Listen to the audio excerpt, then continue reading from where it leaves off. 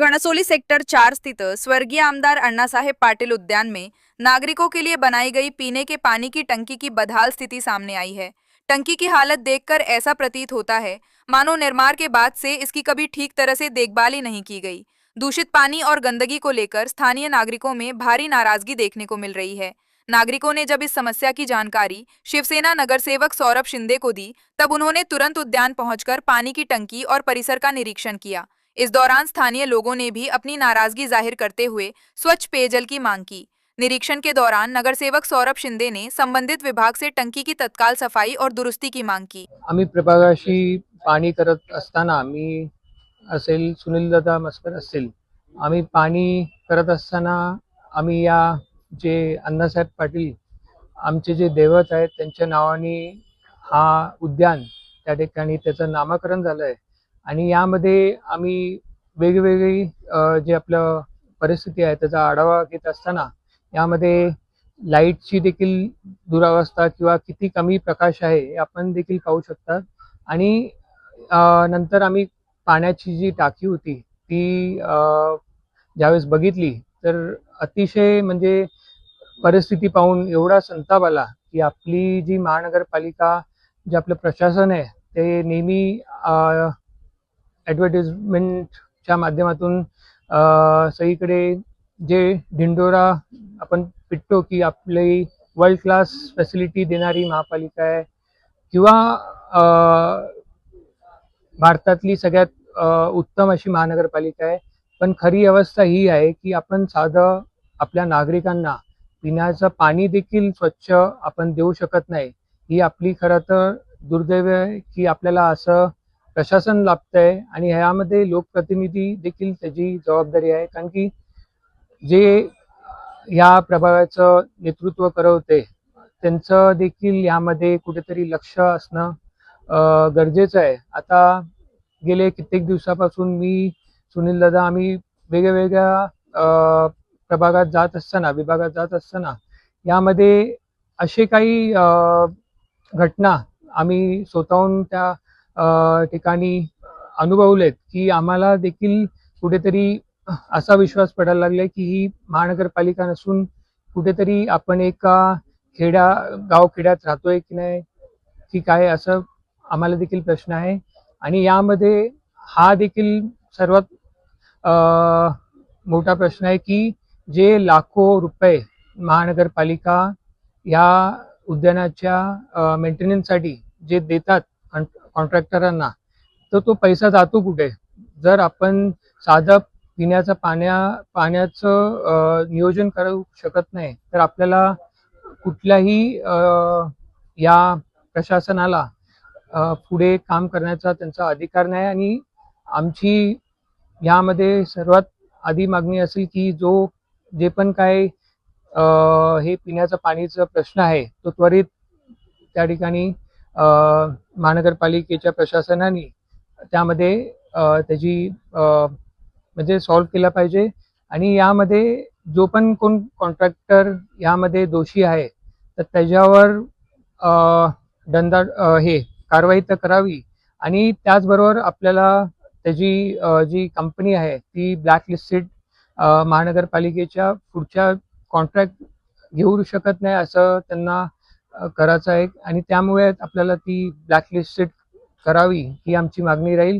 आणि त्याचबरोबर हे जे पाणी आहे त्याची लॅब टेस्ट ही होणं खूप गरजेचं आहे, कारण की गेल्या कित्येक दिवसापासून बाजूला जे पण इकडे लहान मुलं राहतात ते या गार्डनमध्ये खेळायला येत असताना असे काही आमच्याकडे पालक आहेत की त्यांचे मुलांना गेल्या कित्येक दिवसापासून त्यांना ताप आहे, वेगवेगळे आजार या पाण्यामुळे निश्चितपणे झालं असेल।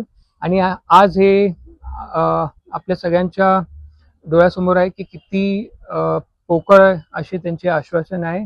आणि आमचं मागणी आहे की लवकरात लवकर त्यांनी त्या कंपनीला जी पण कॉन्ट्रॅक्टर आहे त्याला ब्लॅकलिस्टेड करून त्याच्यावरती कारवाई देखील करावी।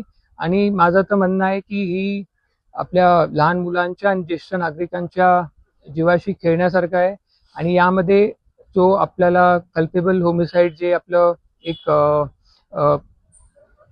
म्हणजे त्याच्यावरती कारवाई जे आपल्याला आता भारतीय न्याय काय आपलं नवीन जे BNS कायदा आहे त्याच्या अंतर्गत जे कल्पेबल होमिसाइड सदृश मनुष्यबळाचा गुन्हा यामध्ये त्याच्यावर दाखल झाला पाहिजे आणि अधिकाऱ्यांवर देखील काही प्रमाणात त्यांच्यावर देखील जबाबदारी आली पाहिजे हीच आमची मागणी राहील.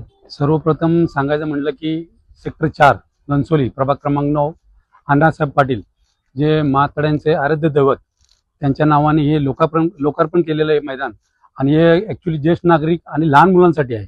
आता पायाची अवस्था म्हटली तर आपण टाकीचा व्हिडिओ घेतलेलाच आहे आणि आम्ही लाईव्ह बघितलेला आहे. तर ॲक्च्युली ही बोलतात ना माणसाला आरोग्याला लागणारी गोष्ट आहे. हवा पाणी खूप गरजेचं असतं. हवा म्हटलं ऑक्सिजन, ऑक्सिजन जसं पाणी आपल्याला लागलं तर पाण्याची ही अवस्था असली तर माणसांना कशाची गरज लागणार आयुष्यात? हॉस्पिटलची गरज लागणार आहे. बाजूलाच रात्रीवाणा केंद्र आहे, बाजूला UHP आहे.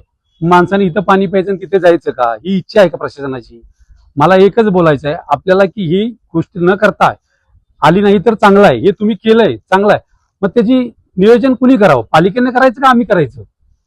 लोक टॅक्स भरतात, त्या टॅक्सचा उपयोग लोकांना पाहिजे का नको हे मला प्रशासनाला विचारायचं. प्रशासनानं ह्याचं योग्य उत्तर दिलं तर आम्ही 100% प्रशासनाचे हात जोडून आभार मानू. पण प्रशासन जे करतंय आणि हे जे नेतृत्वाखाली चाललंय एकदम चुकीचं आहे. जनतेचा संताप एकदा उतरला तो जनता कधीही काही करू शकते, कारण जनतेपुढे सरकार नाहीये, सरकार पुढे जनता आहे. जनता काही करू शकते. तर सांगायची नम्र विनंती आहे की आपल्याला कळकळीची की हे पाण्याची टाकी ज्याच्याकडे कॉन्ट्रॅक्टर आहे, कॉन्ट्रॅक्टर आमची काही दुश्मनी नाहीये, हा जनतेची खेळतोय कॉन्ट्रॅक्टर. तर आपण प्रशासनाने कॉन्ट्रॅक्टरला बोलू, त्याचा जबाब विचारावा, त्याच्या योग्य ती करावी. सौरभदादा यांच्या नेतृत्वाखाली प्रभाग क्रमांक 9 मध्ये आम्ही समाजसेवा करत असताना आम्हाला खूप गोष्टी आढळतात. आमची जाती कुणाची दुश्मनी नाही, आम्हाला फक्त समाजसेवा करायची आहे आणि त्या समस्येतून लोकांचं कसं चांगलं होईल हे आम्ही दृष्टिकोन घेऊन चाललेलो आहे. आज साफसफाई वगैरे करत नाहीयेत, लहान लहान मुलं आहेत, त्याच्यामुळे ते आजारी वगैरे पडतील. कधी टाकी धुत नाहीत, टाकीचं झाकण वगैरे तुटलेलं आहे, घाण पडते, तर ते स्वच्छ केलं पाहिजे. खूप धोकादायक आहे, कोणाचा जीव पण जाऊ शकतो ह्याच्यात. मग त्याची म्हणजे ते प्रॉब्लेम सॉल्व्ह केले पाहिजे. पालिकेकडे काय मागणी कराल? पालिकेकडे आम्ही एवढंच मागणी करेन की हे दुरुस्त म्हणजे झाकण वगैरे हे दुरुस्त केली पाहिजे. टाकी साफसफाई वगैरे आठवड्यातून किंवा 15 दिवसातून केलीच पाहिजे. का तर लहान मुलं आहेत, आजारी पडतील किंवा कोणताही रोग होऊ शकतो. सचिनम सोसायटीमध्ये बाजूचीच सोसायटी आहे माझी. आमची मुलं खूप रोज खेळायला मुलं येतात. माझ्या घरचे वयस्कर माणसं येतात, इथं बसतात, थकल्यानंतर पाणी प्यायला येतात. तर या टाकीचं पाणी खूपच खराब आहे. टाकीची एकदमच माझी साफसफाई नाही किंवा कुठलंही त्याचं स्वच्छता नाही आणि ती लोक पाणी पिऊन आजारी पडतायत आणि ती आजारी पडून परत आमच्या लोकांना खूप त्रास होतोय. लहान मुलं ही एकदम कोमल असतात, त्यामुळे त्यांना ती असं पाणी हे देणं महानगरपालिकेची ही चुकी आहे आणि महानगरपालिकेने याच्यावरती लक्ष द्यावं ही आमची नागरिकांची कळकळीची विनंती आहे. इथं गार्डन आहे. नवी मुंबईचे महानगरपालिका एकदम टॉपची बोलतात आणि गार्डन आहे, इथं वरिष्ठ लोक असतात, लहान मुलं येतात. तर इथं पाण्याची टाकी आहे तर ती पूर्णपणे म्हणजे खराब आहे. पण हे बोलतात की टाकी साफ करतो, हे करतो, ते काही टाकी साफ करत नाहीत, काही नाही आहे. इथं लहान मुलं आहेत तर त्यांच्या आरोग्याचं पण थोडं लक्ष दिलं पाहिजे. त्यासाठी फक्त इथं जर नाही इथं साफ नाही झालं काय नाही तर आंदोलन करण्यात येईल असं माझं वैयक्तिक मत आहे. वरिष्ठ लोक पण आहेत तर त्यांच्या पण थोडं सहकार्य केलं पाहिजे. Bureau input समाजशाही.